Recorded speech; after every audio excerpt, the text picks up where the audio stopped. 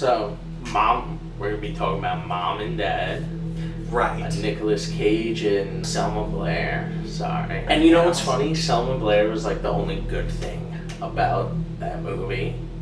Yeah, she was probably the only like believable character. And I messed that up, yeah. The premise is parents are infected with this type of some kind of... You don't even know what it is. Compulsion. The savaging. They equate it to like a thing that happens in nature. They make like a reference to like an animal that has like a desire to kill its own offspring. A pig. A pig. Yeah, that's what it is. The pigs have a desire to kill their own offspring. And that's what happens in this. It's one where parents go out of their way with a compulsion to kill their kids. Not parents killing kids, just like I need to kill like my offspring. Yeah, and they make it seem like it's like a terrorist attack or like it's coming from the news, but they never explain it. They never give like full detail. No. And they do a bunch of like flashbacks, which I feel like it's like if you're in this universe, why have flashbacks? Like why have these little scenes of like, well, I guess probably it's because Nicolas Cage is a good actor and it's Cage trying to be Cage. And he's probably a lot of the stuff that he did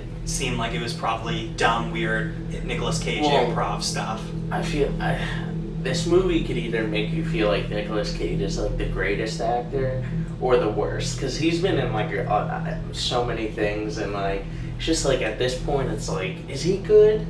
Is he bad? I don't know. Does he just get put in some really good movies?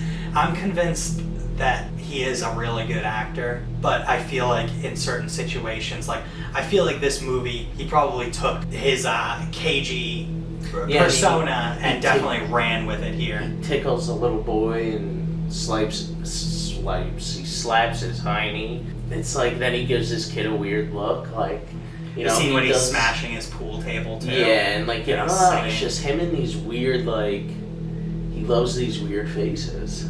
He's an incredibly strange character. He's like a father who low-key doesn't love his life. He really doesn't want anything to do with it. Well, the whole movie, they're just talking about how they don't wish they were, like, growing old, and, like, and then they just start killing their kids because they're like, oh, you're young. Which could be a side effect, you know? You get that, but... Because that is a thing, that's a natural thing that happens in, like, with new mothers, like, that they have, like, a desire to, like, smother their babies. I mean, I wouldn't know because I've never like crapped out a kid or anything, but from what I'm told, sometimes you want to kill them after. Okay, because of the crying, I could see that. Yeah. My mom didn't want to kill me, but certain other people whose moms don't love them. So Selma Blair, like, sees everything going on, watches the news, they're like, don't go to your kids, don't go home, and like her first thought is like, all right, let me get my car and like drive home to my kids. So like I don't think at this point she was infected. She just wanted to go see her kids and see what the cage was doing. Mm-hmm. It's weird, like there's a weird like inconsistency with the way that things are, because certain times people only get this urge to kill their kids like in the moment when they see them. But it doesn't explain the moment where a bunch of teachers, or parents rather, show up at the school. Just staring at kids. to see their kids, and then it ends up that like one of them hops over. It's like a zombie scene, only without any... Yeah. There's just, none of them look like zombies, they're all just parents. But eventually one gets over the fence, and then a few more get over, and then before we know it, it's parents are rushing into a flood of children, and they're all running away, and there are some cool... parent killing kid scene though in this. The keys. And that's like a unique... Like the guy at the bat, yeah. I think that's something that just isn't done enough in horror is, you know, kids getting fucked up, which happened in Strangers too.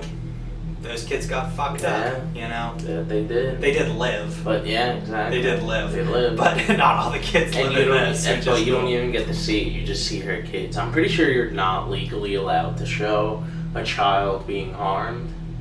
That's a law, yeah. Really? Yeah, I could almost guarantee it. Like, there's certain things you're just like, I'm pretty sure you're not allowed, like a child or anything. Well, they showed like a child getting like smacked into the ground, like.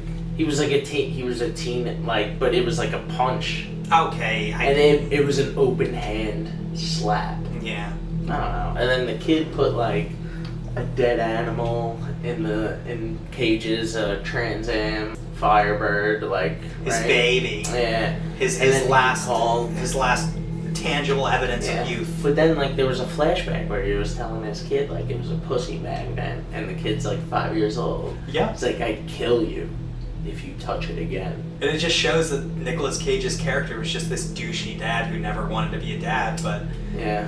he's the story of the American working man who, you know, didn't realize that his life was gonna... No one told you life was gonna be this way. But the scene of like the explosion in his face, like rip, like that was a cool scene. That was cool. Mm-hmm. There was a lot of Cage-Tastic things. Like it was trying really hard to be like just a cagey movie, but like I feel like it fell short. Yeah. Because it wasn't like a really horror. It was like a comedy. Again, Cage with the. It wasn't, and I wouldn't even say it's a horror comedy. This was a Exactly. comedy horror. I wouldn't even say comedy horror. I'd say comedy suspense thriller. Not even like a thriller, a suspense thriller. You think this one holds up against Face Off? No. No. What about Con Air? No. No. The Rock? No. It's incredible because like when I do see Nicolas Cage movies, like he has that one with Elijah Wood where he's a cop. I forget what it's called though, but I've definitely seen it. He's like It's on Netflix. It's like Frost or something like that. Something I don't know.